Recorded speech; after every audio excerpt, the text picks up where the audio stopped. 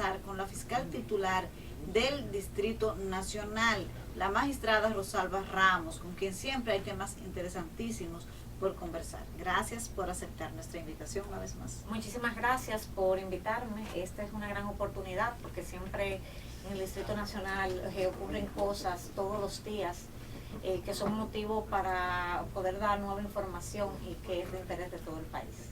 Bueno, mire, hay un caso que sensibilizó mucho a todo el país, que fue el caso de Yocay. Que gracias a Dios se logró una condena ejemplar. Felicitar a los fiscales encabezados por usted, que estuvo al frente de ese caso, para que se lograra esta condena. Pero siempre es bueno que la gente sepa el tipo de precedente judicial, porque la he escuchado a usted hablar mucho de este tema del delito de barbarie y por qué en este caso hay una diferencia con los casos anteriores. Bueno, el caso de Yokairi es un caso muy triste, muy lamentable. Definitivamente que jamás hubiéramos querido estar en la posición de estar al frente de un caso como ese, porque Yokairi quedó muy desfigurada, devastada emocionalmente, a pesar de que esa muchacha tiene mucho valor porque ha intentado seguir en las redes sociales y tener una presencia real de querer seguir interactuando con la gente a pesar de lo que le sucedió. Cuando este caso llega ya al distrito, yo subí a la medida de coerción, conmovida por lo que había ocurrido, pero sobre todo entendiendo lo que venía. ¿Qué era lo que venía? Nosotros ya habíamos tenido casos como este, porque teníamos un caso que había ocurrido en el año 2006, donde una niña, una adolescente de 16 años, le habían mandado a tirar ácido del diablo, y nosotros solamente conseguimos 20 años para su agresor. 20 años que fueron de mucha lucha, porque este señor logró salir del país, y fue 10 años después de todo lo que, bueno, fue en mi gestión donde se consiguieron los 20 años.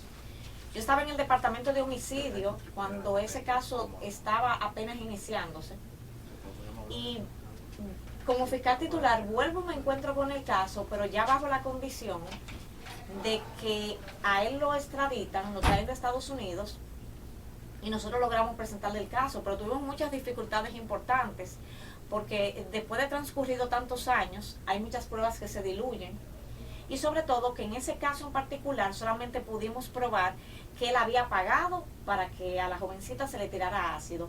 Y por cierto, la niña no sobrevivió, la adolescente, lamentablemente. Un homicidio. Un homicidio, pero bajo... Pero eso es un asesinato, porque homicidio y asesinato no es lo mismo. Lo que pasa es que, recordemos algo, la condena que pudiera tener la persona que tiró el ácido era de 30. Pero como nosotros solamente pudimos probar que la participación de él había sido pagar, los jueces lo asimilan como un cómplice y le dan la pena inmediatamente inferior, que es 20 años. Suena un poco complicado todavía, sí. Nosotros los que dominamos el tema, pero... Bueno, o sea, el cómplice lo máximo es 20 años. 20 años. Entonces, pero en este caso hubo un cómplice. Pero... en el caso de Yokairi. En el caso de Yokairi las condiciones eran otras. Primero, porque nosotros logramos probar que el esposo tuvo una participación que no solamente fue que pagó dinero, sino que él ayudó a ubicar la hora específica en la cual Yokairi salía del trabajo, porque ella tenía un horario que era rotativo, no salía a la misma hora. Incluso ellos fueron a tirarle el ácido y el día que fueron no le encontraron, y ni siquiera así lo tomaron como una señal de Dios, lamentablemente. Y volvieron, incluso hay mensajes donde él le pregunta a uno de los muchachos: ¿me puedo tomar a las 5 de la tarde una cerveza a pico de botella? Celebrando que Yokairi... Celebrando que la mamá de su hija, y él le daba la instrucción específica al que le tiró el ácido, de que le tirara el ácido aquí en la frente. Entonces los jueces pudieron valorar, gracias a las pruebas que el Ministerio Público pudo presentar, todos estos factores que yo les estoy presentando aquí. la participación de él, que no solamente fue la de una persona que paga y permite que eso ocurra, sino que él era el dueño del delito. Él era autor intelectual, no. No.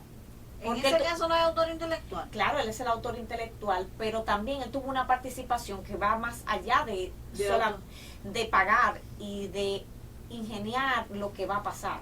Bueno, sí, porque usted habla de que lo ubicó, o sea, él la ubicó, él dio los horarios, él apoyó a los otros dos jóvenes en dónde y cómo era que iban a hacer absolutamente todo, y presionó incluso para que se diera en un día y en una hora específica. Porque a las 5:00 que a Yokairi le tiran el ácido. Algo que se corrobora con el mensaje que él le da de que si a las 5 me puedo tomar la cerveza pico botella. Entonces este es un precedente importante que incluso el mismo tribunal explicó el por qué el cambio. Y logramos 30 años que todavía yo no me voy a cansar de decir que era poco.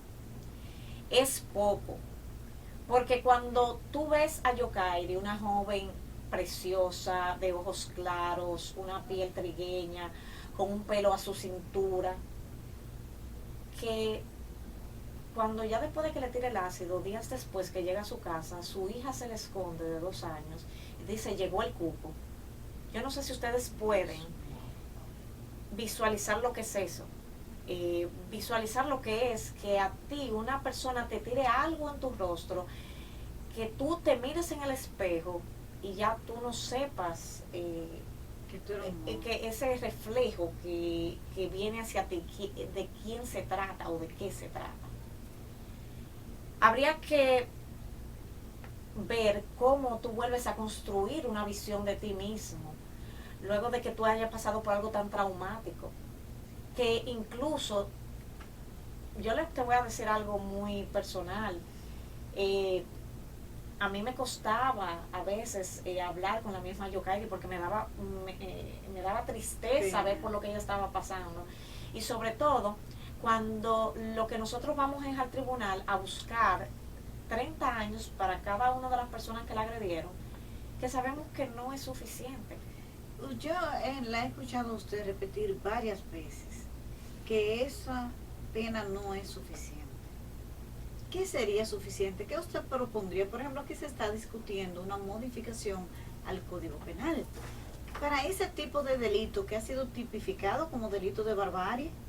¿Qué sería? Yo sé que no hay nada, puede ser hasta cadena perpetua.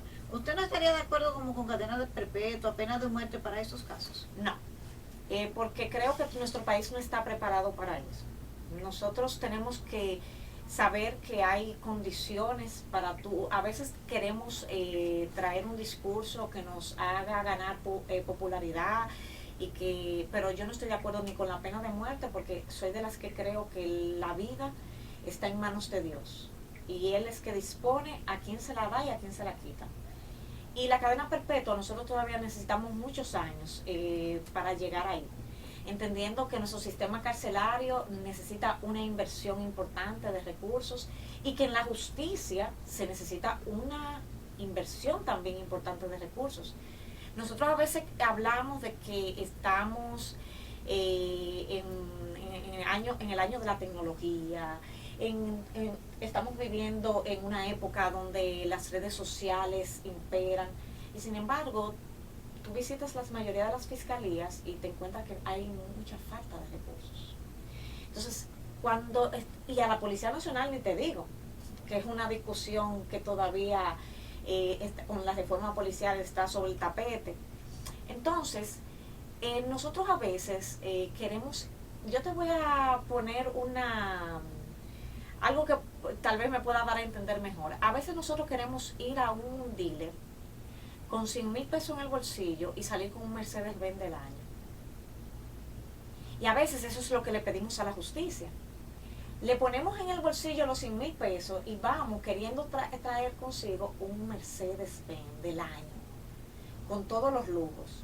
Entonces, nos olvidamos de que la inversión, aquí lo que es el mayor problema que tenemos es que vemos la inversión en la justicia como un gasto.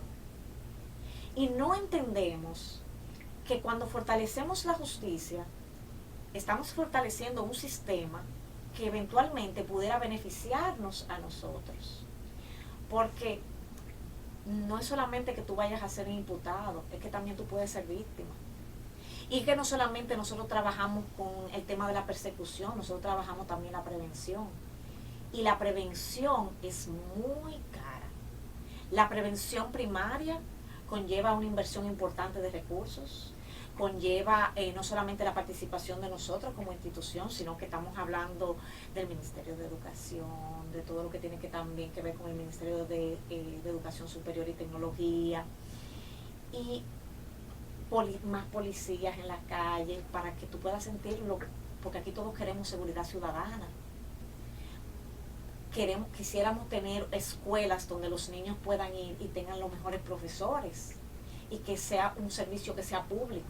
Que quisiéramos una salud también que fuera de servicio público, que tú puedas ir, no necesites seguro, como en los países desarrollados. Entonces hay muchas cosas que tenemos que recorrer antes de poder hablar siquiera de cadena perpetua, que es algo con lo que yo sí estaría de acuerdo con algunos delitos. Ahora, por ejemplo, ¿qué te digo con el nuevo código? Con ese caso, de verdad. A mí me preocupa el nuevo código, y te voy a explicar por qué.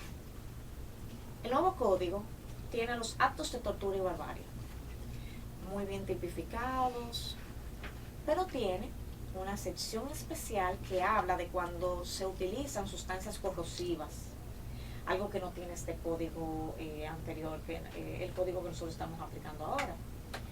¿Dónde es que yo veo el problema? Miren, los actos de tortura y barbarie se subsume perfectamente el tipo de lo que le pasó a Yokairi. O sea, porque había una discusión como que eso no estaba en el código. No, eso no es cierto. Porque si no tuviéramos las condiciones de presentar el caso, el juez hubiese descargado a esos 3 señores. Sí se subsume perfectamente en el tipo. En buen español, lo que significa eso es que lo que le hicieron a Yokairi entra dentro de los actos de tortura y barbarie. Y por lo tanto, la pena, 30 años de prisión, que fue lo que le dieron a estas 3 personas. El peligro del nuevo código es que tiene una parte que habla de las sustancias corrosivas y habla nada más de 20 años. ¿Bajaría la pena entonces? Entonces, claro, porque incluso hay una discusión que es muy técnica, que tiene que ver con porque hablamos del cúmulo de pena, que sí, que es posible. Por ejemplo, pero en el concurso, en unas condiciones muy específicas, es cuando yo voy y compro un arma de fuego, que es ilegal. Con esa arma de fuego voy y robo, pero también dentro del robo yo también mato. Entonces, ¿qué pasa con esas 3 acciones? Me las suman. Y eso da un número específico de años. Pero en el caso de Yokairi, a Yokairi lo que le hicieron fue que le tiraron ácido del diablo. Solamente. Al ex esposo lo condenaron por violencia de género, que ahí le podía hacer el cúmulo, violencia de género más el ácido del diablo. Pero 20 años es muy poco. Porque si yo estoy peleando por 30, si digo que 30 es poco, entonces definitivamente que este nuevo código tenemos que sentar a hablar, porque así mismo se está hablando de la exclusión de la violencia verbal.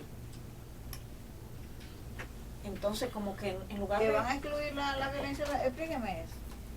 Mira, la puerta de la violencia física es la violencia psicológica y la verbal. Lo que pasa es que hay veces que no sabemos cuál es la diferencia entre violencia y conflicto. Conflicto hay en todas las relaciones, de pareja, laborales, familiares. Tú no escapas al conflicto. Ahora, la violencia es otra cosa, que se da bajo otras condiciones, que se da también para conseguir otras cosas. Magistrada, y esa opción de que se sabe que toda relación no consentida es una violación, pero ¿cómo se va a probar una violación en un matrimonio? Mira, yo creo, algo que decía una comunicadora, de que la condición de que sea un matrimonio es un agravante. Obviamente. En lugar de No hacer puede una ser un demanda. eximente ni Ajá. un atenuante. Y te voy a explicar por qué. Porque esa persona, así como tú abusar de un hijo, porque está bajo tu cuidado, bajo tu protección, Es un agravante. es un agravante. Totalmente. Está bien, pero ¿cómo se probaría? ¿Usted no cree que eso quizás abriría una puerta de que se vuelva quizás hasta para chantajear? Porque la pareja siempre tienen conflicto y cosas. Entonces, cuando a mí se me ocurra que yo me puse brava y veo que me voy a divorciar, viene un buen divorcio inminente, entonces voy y le pongo una denuncia a mi marido y al revés también, porque aquí la gente lo ha tomado como que para los hombres, para las mujeres también.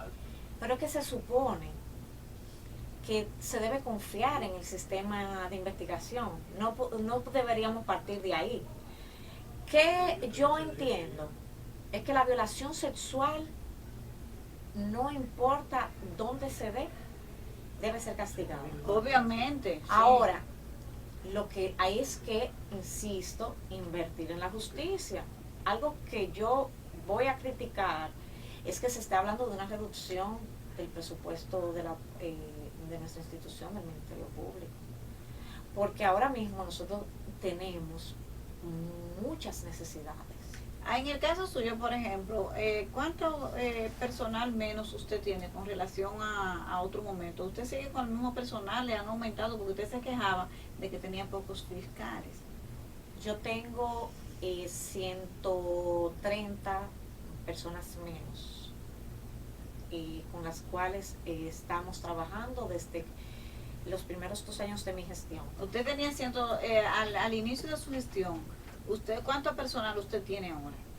Ahora mismo, nosotros contamos con... Recuerden que el distrito es una de las jurisdicciones más grandes. Obviamente, sí.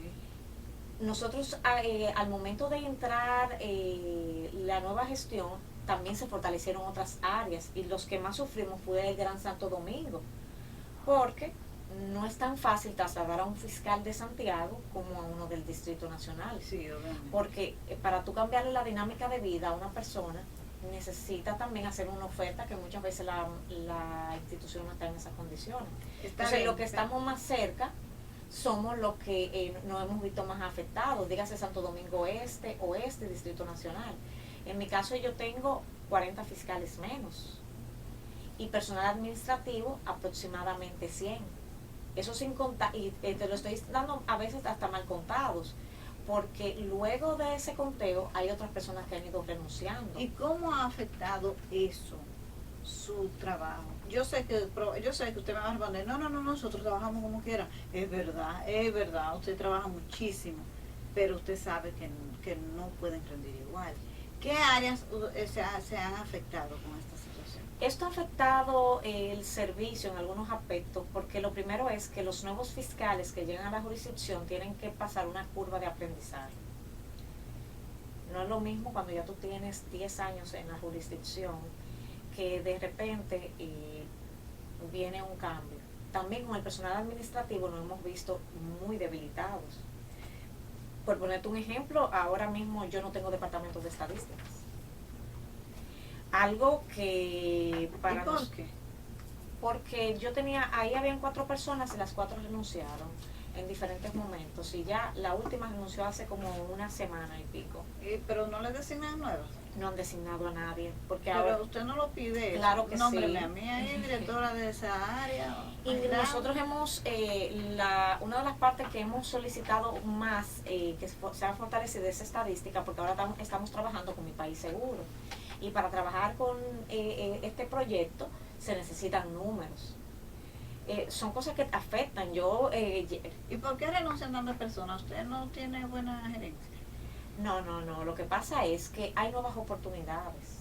Y lamentablemente el Estado a veces no paga el talento de la misma manera que lo hace el sector privado. Porque el sector privado tiene otras condiciones que no lo tiene el sector público. Además, esto es casi una vocación, créanmelo. Hablábamos del tema presupuestario, las limitaciones de recursos humanos y materiales con la que los fiscales usted ha contado su experiencia, pero me imagino que es el diario vivir de otras fiscalías también. Pero magistrada, en estos días yo vi que usted presentó o hizo una sugerencia sobre ciberseguridad. Usted ha tratado mucho este tema de los ciberdelitos y me gustaría saber, usted dice que no tiene departamento de estadística, pero debe tener algo nuevo con relación a los ciberdelitos, porque usted había denunciado y recuerdo que usted salió a hablar mucho de ese tema para que la gente tomara medidas y no se dejaran, ¿verdad?, chantajear y ser víctimas de este tipo de delitos. ¿Cómo van? ¿Ha bajado? ¿Siguen subiendo? No, los números se mantienen. Nosotros siempre, lo que tiene que ver con los ciberdelitos es algo que más que reducirse va en incremento. Tal vez el problema principal que tenemos es las cifras negras, esos casos que no son denunciados, porque las personas, dependiendo cuáles son los montos por los cuales son chantajeados o defraudados, deciden si ponen en conocimiento a las autoridades o no. Uno de los temas que siempre se mantiene es la extorsión, que es, a pesar de que hablamos muchísimo sobre eso, de que intentamos concientizar a la población al respecto de que no comparta fotos íntimas, las personas se confían y lo siguen haciendo. Qué pena. La verdad es que los ciberdelitos nosotros no podemos creer que van a reducirse, al contrario, es algo que va a seguir aumentando. Nosotros tenemos hay la llamada una red oscura, que así es que se le llama, donde hay muchos delitos, donde se venden armas de fuego, seres humanos, drogas, donde hay pornografía infantil. Y sin embargo, esta red oscura, se necesitan muchos recursos para tú poder acceder a ellas y poder investigar en la medida en la que van ocurriendo los delitos. Hay algo que es importante. Hay veces que nos preocupamos mucho por esto, pero es algo que siempre ha ocurrido, no solamente en República Dominicana, sino en todos los países del mundo. No todos los delitos que ocurren son denunciados. Sí, no hay un subregistro. Siempre hay un subregistro. Entonces, por más recursos que tú inviertas, siempre van a quedarse casos que no se investigan, casos que las personas no denuncian, casos que aunque son denunciados no son esclarecidos, y otros que aunque son esclarecidos no obtienen una sentencia condenatoria. Al final eso es algo con lo que nosotros trabajamos todos los días. Sin embargo, yo siento como que ese tema necesita mayor empoderamiento, que haya más conciencia, porque es algo que depende mucho de cómo tú manejes. No es que no se va a anular ese tipo de delitos, pero podría ocurrir menos en la medida. Yo tengo muchísima más conciencia de ese tipo de cosas, desde que la fiscalía empezó a denunciarlo, decirle a la gente que se cuidara. Lo que pasa es que también las personas en las redes son... no hay mucha misericordia en el aspecto de cómo tratan los temas que salen. Hay veces que salen una fotografía de una joven que tiene poca ropa, que está siendo expuesta, y en lugar de ser solidarios y eliminar la foto, lo que hacemos es que la reenviamos.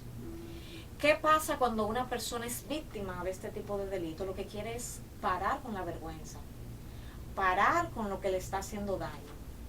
Y por eso, a pesar de que nosotros hacemos nuestro trabajo, y a veces lo que hacen es que concilian, porque ya no quieren tampoco ir a un tribunal a ventilar lo que está ocurriendo. Esa parte nosotros la podemos entender, pero estamos intentando concientizar a las personas de la necesidad de que denuncien, y no solamente de que denuncien, sino de que los casos se mantengan. Con violencia de género nosotros teníamos esto antes. Antes los casos de violencia de género eran de acción pública a instancia privada. Después se convirtieron en acción pública, entendiendo que era un tipo penal donde la víctima iba a ceder temprano o tarde. Y nosotros tenemos muchas sentencias que son muy favorables para la fiscalía, porque no todo es preocupación. De 100 casos que presenta la fiscalía, nosotros obtenemos 98 autos de apertura a juicio. el 98%, a veces el 99%. No, pero no es tan malo como dicen, No, que no, las para investigaciones nada. son malas y que No, por eso los casos ay, se caen. para nada.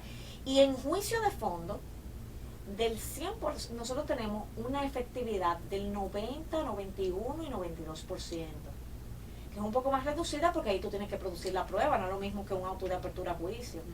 Es decir, que en materia nosotros estamos sacando A, porque un estudiante de 98 y un estudiante de 92 es un estudiante de A. Cuando estamos presentando nuestro caso, tanto para los autos de apertura a juicio como para las condenas. ¿Y su propuesta para el ciberdelito? ¿En qué consiste? ¿Cuáles son las sugerencias que usted hace? Nosotros le hicimos algunas sugerencias en el sentido de que habían delitos que estaban poniéndolo como acción pública, puramente, cuando el problema no es si son acción pública e instancia privada. Porque ¿qué pasa? Mira, a veces creemos que la fiebre está en la sábana. ¿En qué sentido? No, si esto se vuelve acción pública y el Ministerio Público está obligado a seguir, ya no hay problema. Y eso no es así. Porque nosotros seguimos teniendo el problema de la prueba. En un homicidio donde la víctima tomó dinero, los testigos es muy difícil que tú los encuentres. Porque dicen, pero si la esposa o el esposo o el hijo obtuvieron dinero por la muerte de esta persona, ¿por qué voy yo a ir a contar cuando ya el homicida se puso de acuerdo con la persona más afectada? Entonces, en esto no es solamente que sea acción pública. Nosotros lo que le decíamos, porque algunos tipos de delitos que estaban haciendo la propuesta de que fueran de acción pública puramente, de que no fuera de esa forma, sino que fuera acción pública a instancia privada y que solamente fuera acción pública cuando afectaba a un funcionario público o a una institución que era del Estado. ¿En qué tipo de delitos? Nosotros tenemos los casos que son donde se usan las redes sociales para la difamación. Que es algo, la difamación realmente es una acción privada. Pero cuando se usan redes sociales se vuelve penal, porque tenemos unas condiciones que establecen penas muy específicas. Entonces, pero igual, aunque sea acción pública, nosotros a veces nos quedamos sin la prueba principal, que es el testimonio de esa víctima. Y además, para el juez es importante ver a la víctima. Porque cuando tú tienes tantos casos, lo que de verdad te hace entender la importancia de ese proceso es cuando hay un daño que tú lo puedes probar, y eso solamente tú lo logras con la persona que fue afectada. Entonces el aporte de ustedes va por ahí, su aporte, su sugerencia. Nosotros también habían algunos delitos que no tenían las penas específicas, hicimos esas observaciones, y lo que vamos a esperar es que se nos llame para hacer ya una presentación formal. Y nosotros inclusive hemos hecho público el documento donde hemos hecho los aportes en ese sentido.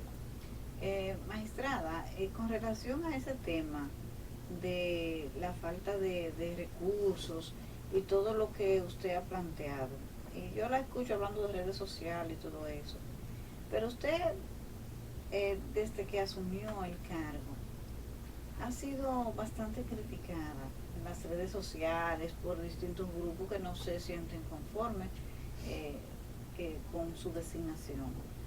¿Cómo usted ha asumido eso? ¿Eso le ha afectado? ¿Cuál es la lectura que se le puede dar? Ya que yo siento que usted está como más relajada, tranquila. Mira, realmente cuando tú tienes un trabajo donde estás en el ojo público, hay muchas formas como las personas lo pueden asumir. Yo afecto intereses todos los días. A veces ni siquiera en un caso tú sales con un amigo y un enemigo, como muchas veces la gente crea, no, porque favoreciste a uno y entonces el otro quedó desfavorecido, pero tienes uno a tu favor. No es cierto. Porque hay veces que esa persona entendía que tú no le debías pedir 20, que debiste pedirle 30. Y el otro entendía que tú no debiste pedirle ninguna cantidad de años. Dos enemigos, ¿no? Entonces al final no tienes ni siquiera uno a favor, sino que los tienes a los dos en contra. Recordemos también que el trabajo que nosotros realizamos, los fiscales, es muy delicado. Es un trabajo que tiene que ver con las pasiones más bajas, en los términos de que estamos hablando de homicidios, de abuso sexual, de crimen, de delito. Tal vez el menos, de robo, de estafa. A la fiscalía nadie va a buscar una orquídea ni a buscar una blusa bonita. A la fiscalía la gente va porque tiene un problema, porque le arrebataron la cartera.